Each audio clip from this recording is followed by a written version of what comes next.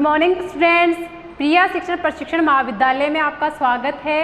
मैं पढ़ा रही हूँ आपको बीएससी फर्स्ट ईयर की डिस्क्रीट मैथमेटिक्स, ठीक है, विविक्त गणित, जिसमें हमने थर्ड यूनिट पढ़ रहे थे। हम थर्ड यूनिट में हमने बूलियन बीजगणित था, ठीक है। तो बूलियन बीजगणित में हमने क्या कर लिया था, बूलियन बीजगणित की जितनी भी प्रॉपर्टीज थी वो देख ली थी हमने। ट्रांस प्रॉपर्टी थी, पहली कौन सी थी, क्रम विनिमयता, दूसरी बंटनशीलता, तीसरी तत्समक अवयव का अस्तित्व है, चौथी कौन सी थी, पूरकता नियम, और पांचवी 0 इज नॉट इक्वल टू 1, ठीक है। इन प्रॉपर्टीज को फॉलो करते हुए हमने इस पर बेस कुछ एग्जांपल्स किए और कुछ थ्योरम की, यानी हमने 2 थ्योरम कर ली थी। पहली थ्योरम थी हमारी वृक्षसम नियम, यानी कि वृक्षसम नियम हमने प्रूव कर लिया था कि a + a किसके बराबर होता है, a के बराबर होता है, और a डॉट a बराबर a, ठीक है। ये तो हमारा वृक्षसम नियम था। फिर हमने किया था दूसरा परिबद्धता नियम। परिबद्धता नियम था हमारा कि a + 1 बराबर होता है 1 और a डॉट 0 बराबर होता है 0। ये 2 थ्योरम हमने प्रूव कर ली थी। अब आती है तीसरी अवशोषण नियम, ठीक है।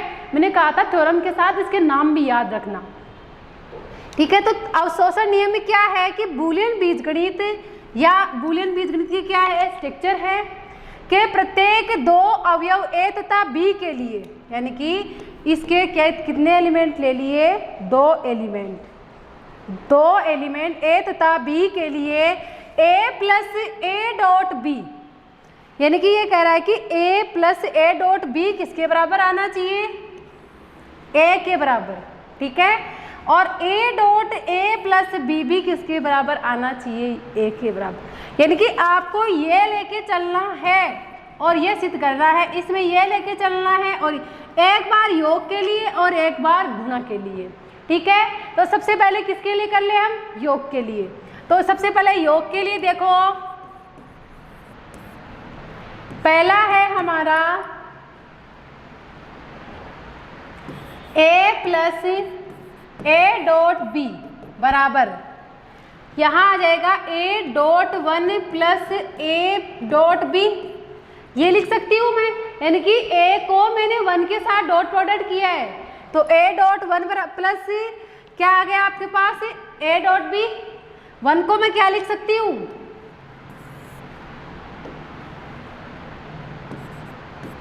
वन के क्या आ जाएगा, a डॉट, यहाँ क्या आएगा, a क्या होता है 1, पूरकता के नियम से जो आपका 1 है, देखो इसमें देखो आप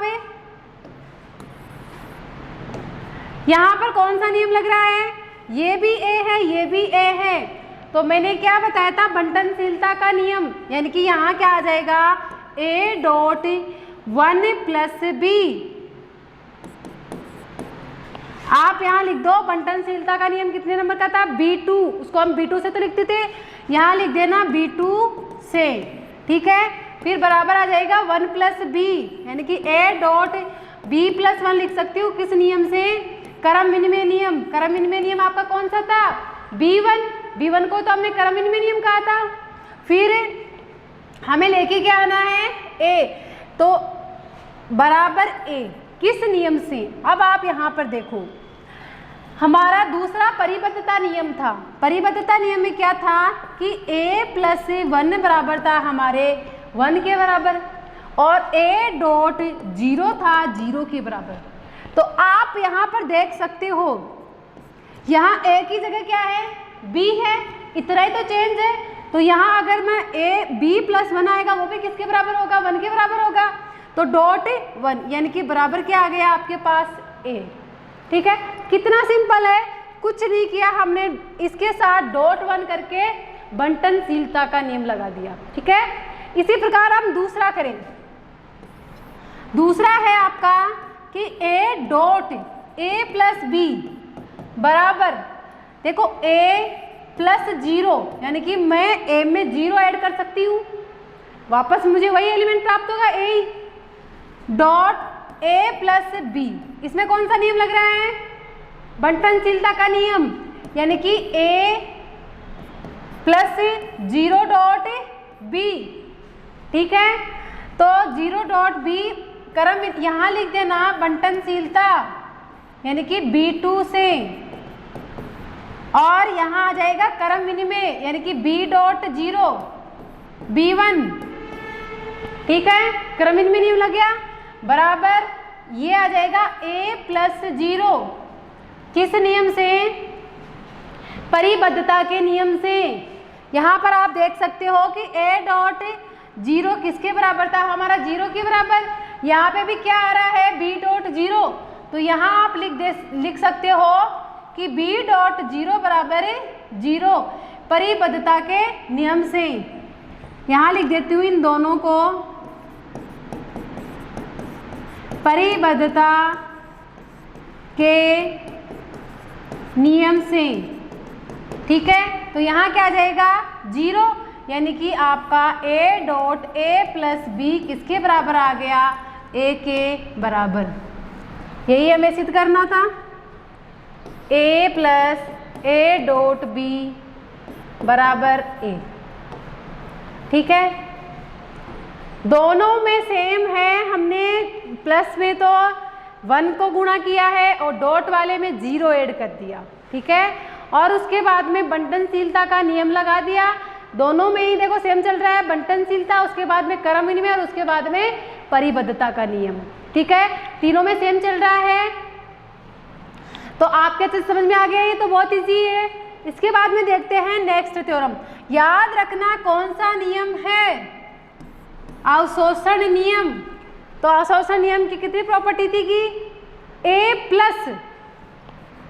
अगर आगे प्लस आता है तो बीच में डॉट आएगा, अगर आगे डॉट आता है तो बीच में प्लस आएगा, ठीक है।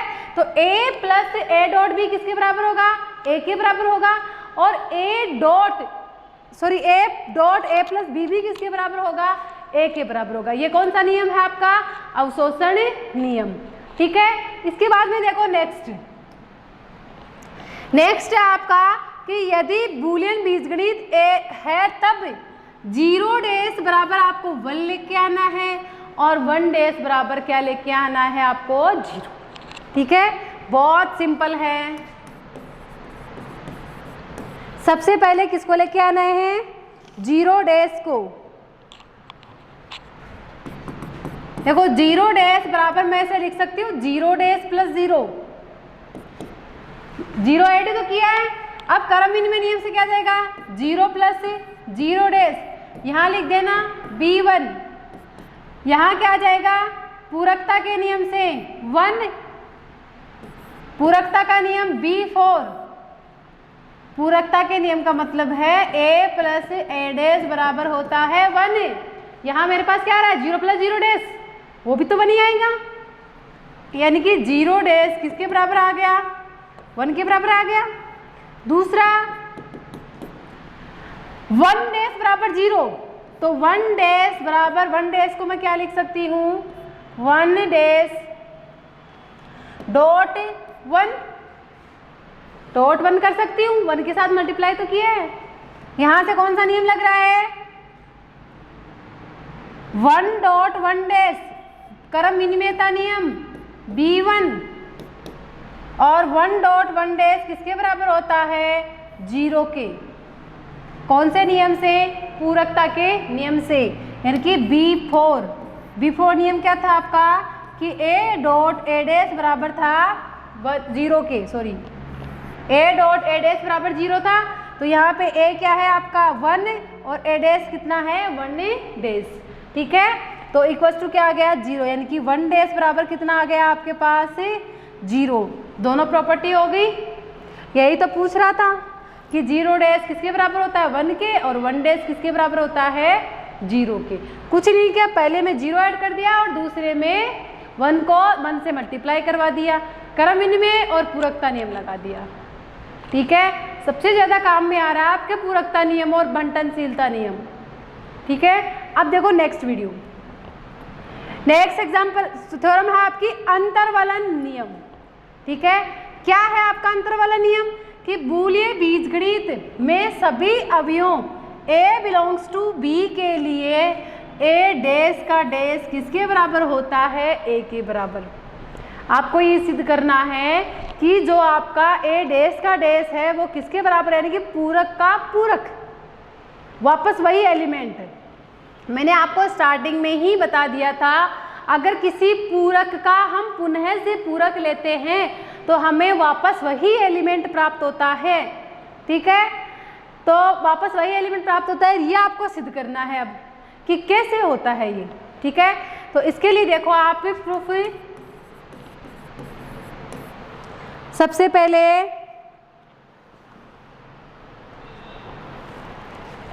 दिया हुआ है वो लिख दो, ये आ भी सकती है वही, इंपॉर्टेंट दिया हुआ है क्या,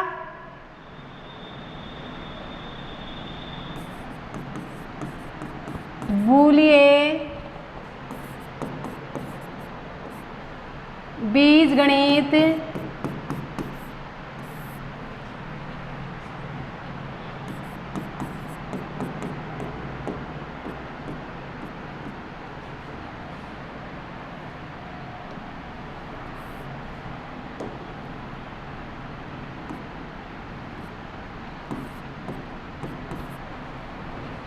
में, बूलियन बीजगणित में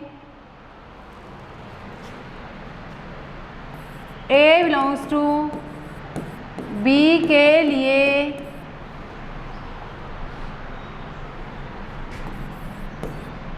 पूरकता के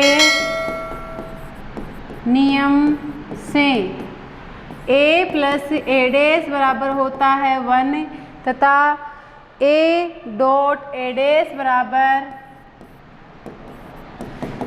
क्या आएगा 0, यानी कि पूरकता का नियम यही तो था आपका कि A प्लस A डैश बराबर 1 और A डॉट A डैश बराबर 0। ठीक है, for every A belongs to B। ठीक है, ये तो हमने क्या लिख दिया, पूरकता का नियम। अब क्या करेंगे, जैसे A अगर B में है, ठीक है, जैसे हमने A को B में माना तब हमारा पूरकता का ये नियम ये लगा। अब हम किसके लिए करेंगे, A डैश के लिए, यानी कि A डैश को तो एक एलिमेंट्स मानेंगे और उसका पूरक लेंगे। जैसे हमने A को एक एलिमेंट लिया था और उस पर हमने किसका नियम लगाया था, पूरकता का नियम लगाया था। उसी प्रकार हम अब क्या कर रहे हैं, A डैश को एक एलिमेंट मान रहे हैं हम ये नहीं कह रहे कि A डैश क्या है, पूरक है। हम A डैश को क्या करें कि ये एक एलिमेंट है और इस एलिमेंट का हमें क्या चाहिए, पूरक चाहिए। ठीक है, यानी कि इस एलिमेंट पर हम पूरकता का नियम लगाएंगे। ठीक है, तो अगर A डैश बिलोंग्स टू क्या आ जाएगा इसमें B, अब लगा दो इसमें पूरकता का नियम।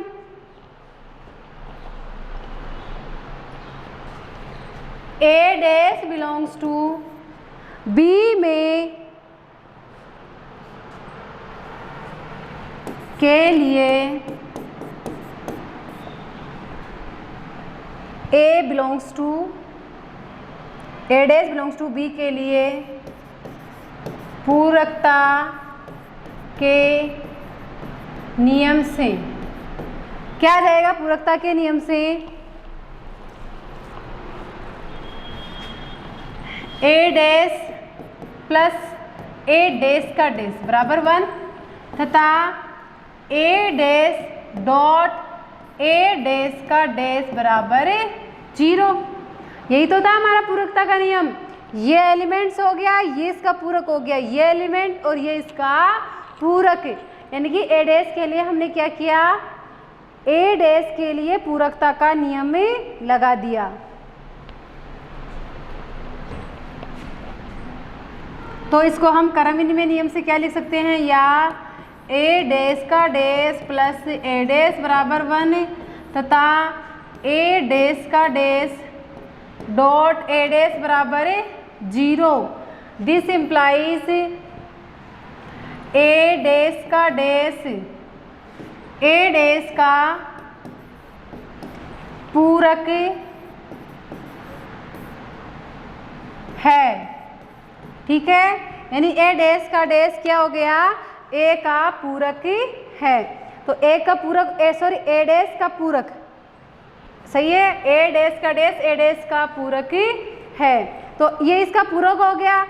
परंतु हमने क्या शुद्ध किया था, प्रत्येक अवयव का पूरक अद्वितीय होता है, परंतु प्रत्येक अवयव का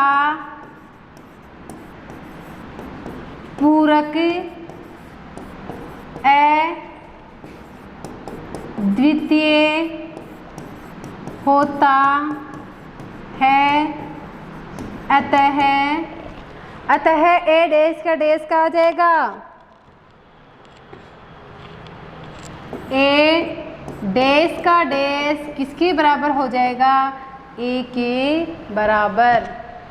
ठीक है, कुछ ही नहीं करना है आपको, एक एलिमेंट लेना है, उस पर पूरकता का नियम लगाना है। और हमसे पूछा क्या गया, ए डैश का डैश बराबर ए, यानी कि अगर ए डैश आपका एक एलिमेंट है और इस पर आप पूरकता की प्रॉपर्टी लगा रहे हो तो वो क्या जाएगा, ए डैश का पूरक क्या हो जाएगा, ए डैश का डैश। तो डैश का डैश पुनः किसके बराबर हो जाएगा, ए के बराबर। अतः जो हमारा ए है, यानी कि जो ए है वो ए डैश, जो ए डैश है वो ए का ही पूरक रहेगा। ठीक है, यानी कि पूरक हमेशा, मैंने क्या कहा था कि आपका जो आइडेंटिटी एलिमेंट है योग और गुणा के लिए और पूरक तीनों क्या होते हैं, यूनिक होते हैं, हमेशा अद्वितीय होते हैं। यानी कि सिर्फ यूनिक का मतलब अगर प्लस के लिए आप अगर आइडेंटिटी जीरो ही होता है, इसके अलावा कोई नहीं होता, समझ गए, यानी कि एक ही एलिमेंट। ये हो गई आपकी पूरकता की, यानी कि अंतर्वलन नियम। इसको कौन सा नियम कहते हैं, हमें अंतर्वलन नियम। ठीक है, इसके बाद में देखो नेक्स्ट है आपकी निरसन का नियम। ठीक है, हमने कितने नियम कर लिए, सबसे पहले वृक्षम नियम, परिबद्धता नियम, अवशोषण नियम, अंतर्वलन नियम। पांचवा आ रहा है आपका निरसन नियम। ठीक है, तो निरसन नियम क्या कहता है कि बूलियन बीजगणित में किन्हीं भी तीन स्वच्छ अवयव, तीन एलिमेंट ले लिए, क्या ए बी और सी बिलोंग्स टू बी के लिए आपको सिद्ध क्या करना है कि ए प्लस ए, बी प्लस ए बराबर किसके होता है, सी प्लस ए के बराबर। ठीक है, and B plus A dash भी किसके बराबर होगा, सी प्लस ए डैश के बराबर। अगर ये दोनों प्रॉपर्टी है तो आपको बतानी है क्या कि बी बराबर सी होता है, यानी कि आपको ये दोनों लेके चलना है। इनको लेते हुए आपको नेक्स्ट में बताना है कि अगर हम b प्लस ए बराबर लेते हैं c प्लस ए, तो b बराबर किसकी होता है, c के होता है। ठीक है, ये तो किसके लिए हो गया, हमारा योग के लिए हो गया। फिर किसके लिए करेंगे, गुणा के लिए। गुणा के लिए क्या होगा, योग की जगह क्या कर दो, गुणा कर दो, यानी कि b डॉट ए बराबर हो जाएगा c डॉट ए और b डॉट ए डैश बराबर हो जाएगा c डॉट ए डैश और b बराबर c। ठीक है, अब देखो इसमें इसका प्रूफ देखो। सबसे पहले हम पहला ही प्रूफ कर लेते हैं। पहला हमारा क्या है, b प्लस ए किसके बराबर होता है, c प्लस ए के बराबर। ठीक है, और b प्लस ए डैश बराबर क्या होगा, c plus A dash.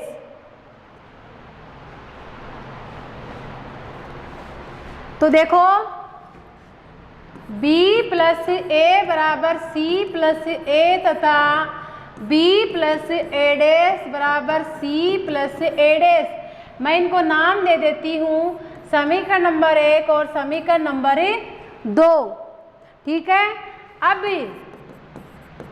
b बराबर, b को क्या लिख सकती हूँ, b प्लस 0 लिख सकती हूँ, b को b प्लस 0 लिख सकती हूँ। 0 किस में आता है, हमारा पूरकता के नियम में। तो पूरकता के नियम में b कब आता है, जब a डॉट ए डैश बराबर क्या होता है, 0। तो मैं 0 की जगह क्या लिख दूं, a plus A dash, sorry a dot A dash.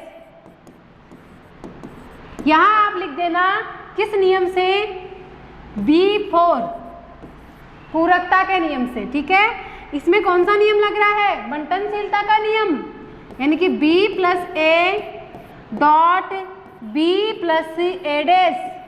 ठीक है, किस नियम से, बंटनशीलता का नियम कौन सा था? B2। ठीक है, ये हो जाएगा B2 से।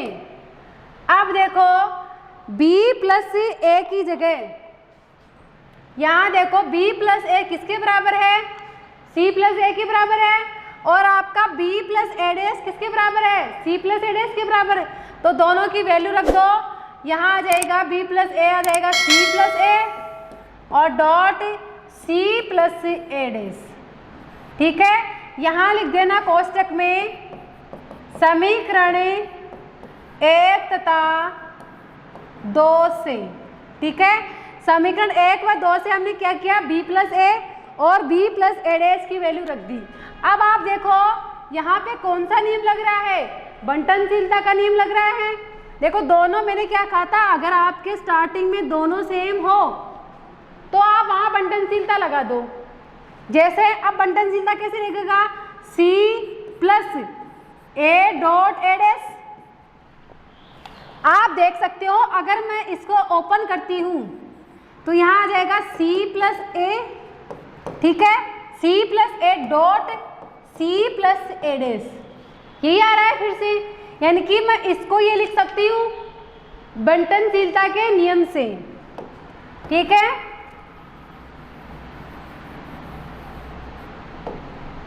तो यहाँ लिख देना बंटनशीलता का नियम यानी कि B2 से। ठीक है, इसके बाद में A डॉट ए डैश किसके बराबर आ जाएगा? 0 के बराबर। किस नियम से? पूरकता के नियम से। A डॉट ए डैश बराबर 0। तो यहाँ लिख दो पूरकता का नियम कौन सा था? B4। और C ये किसके बराबर आ गया? C के। यानी कि B बराबर हमारा क्या आ गया? C। योग के लिए हो गया हमारा। इसी प्रकार हम किसके लिए करेंगे? अब गुणा के लिए, यानी कि B डॉट ए किसके बराबर होगा? C डॉट ए के बराबर। और B डॉट ए डैश किसके बराबर होगा? C डॉट ए डैश के बराबर। देखो इसका सेकंड B डॉट ए बराबर है, क्या था हमारा? B डॉट ए बराबर C डॉट ए।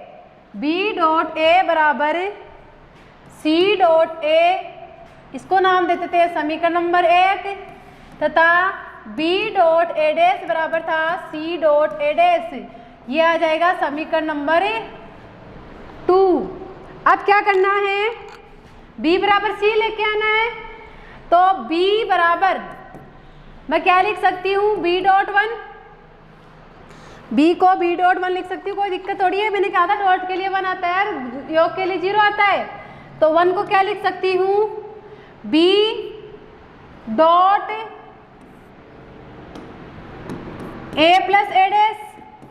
किस नियम से? पूरकता के नियम से। पूरकता का नियम कौन सा था? B4 से।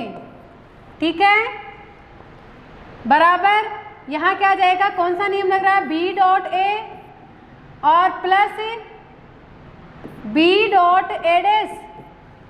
किस नियम से? बंटनशीलता के नियम से। बंटनशीलता का नियम कौन सा था आपका? B2।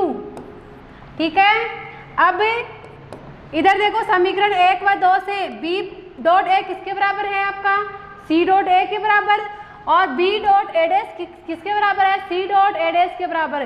तो समीकरण 1 व 2 से मैं B डॉट ए और B डॉट ए डैश का मान रख रही हूँ। तो B डॉट ए किसके बराबर है? C डॉट ए के बराबर। और B डॉट ए डैश किसके बराबर है? C डॉट ए डैश के बराबर। यहाँ लिख देना कोष्टक में समीकरण 1 तथा 2 से।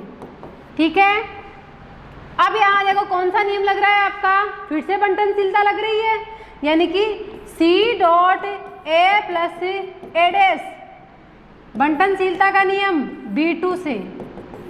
ठीक है, अब देखो C A plus A dash किसके बराबर होता है? हमारा 1 के बराबर। किस नियम से? पूरकता के नियम से, यानी कि B4 से। तो ये किसके बराबर आ गया? C के, यानी कि B बराबर भी क्या आ गया आपका? C। ठीक है, यानी कि हमने योग के लिए भी देख लिया, गुणा के लिए भी देख लिया। एक बार पुनः देख लो, मैंने ये दोनों तो हमें दिए हुए हैं, हमें बताना है कि B किसके बराबर होता है? हमारा C के बराबर होता है। ठीक है, तो आप देख सकते हो बी को ले लिया मैंने, बी में क्या ऐड कर दिया, 0 ऐड कर दिया। तो आपको पता है 0 किस में, अतः पूरकता के नियम में, यानी कि पूरकता का नियम होता है ए डॉट ए डैश बराबर 0। तो मैं 0 की जगह क्या लिख रही हूँ, ए डॉट ए डैश, ठीक है, ए डॉट ए डैश। अब इसमें कौन सा नियम कौन सा नियम लग रहा है, बंटनशीलता का नियम। तो बंटनशीलता का नियम लगा दिया। फिर से इसमें क्या किया मैंने, दोनों समीकरण से इनका वैल्यू रख दी, दोनों वैल्यू, ठीक है। फिर से मेरे पास कौन सा नियम लग रहा है, बंटनशीलता का नियम। आप ये चीज देखो, इसमें सबसे ज्यादा नियम कौन सा लग रहा है, सबसे ज्यादा पूरकता और बंटनशीलता, इन दो के अलावा तीसरा रूल नहीं है इसमें, ठीक है। तो मैंने पहले कह दिया था कि आपको इसमें सबसे ज्यादा यूज होगा आपका बंटनशीलता और पूरकता का नियम।